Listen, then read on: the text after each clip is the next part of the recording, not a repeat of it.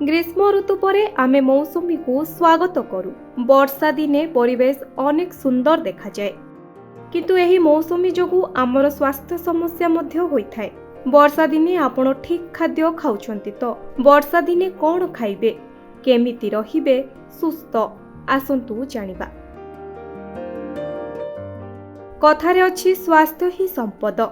हेले वर्षा दिने आम शरीर रे स्वास्थ्य संबंधी समस्या अधिक देखा जाए, कारण मौसुमी रे आम शरीर रोग प्रतिरोधक शक्ति ह्रास होइथाय। वर्षा जोगु आम शरीर एलर्जी, संक्रमण भली समस्यार सम्मुखीन होइथाय।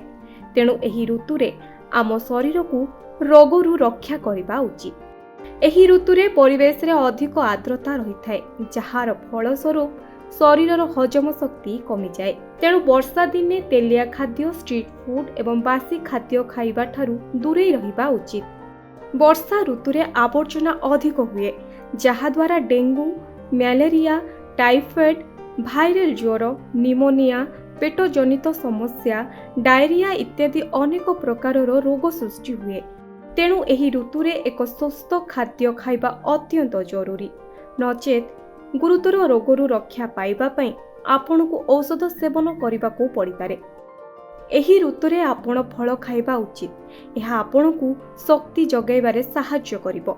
एथिपई आपण सेओ, आंब, डालिंब एवं नाशपाती भली फल खाइबा उचित। नॉन सीजनल फल खाइबा अनुचित, कारण यह कीटपतंग द्वारा संक्रमित होइथाय। ब्राउन राइस, जौ एवं बार्ली भली खाद्य खाइबा उचित। एही खाद्य गुड़िक वर्षा दिने सर्वोत्तम खाद्य होइपारे।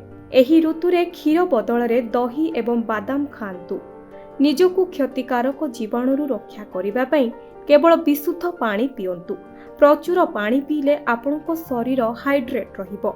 एही ऋतु रे आपण कलरा, हळदी एवं निंब पत्रर पाउडर सेवन करिबा उचित। एगुड़िक आपणको समस्त संक्रमण को रोकिबारे सहाय्य करिबो।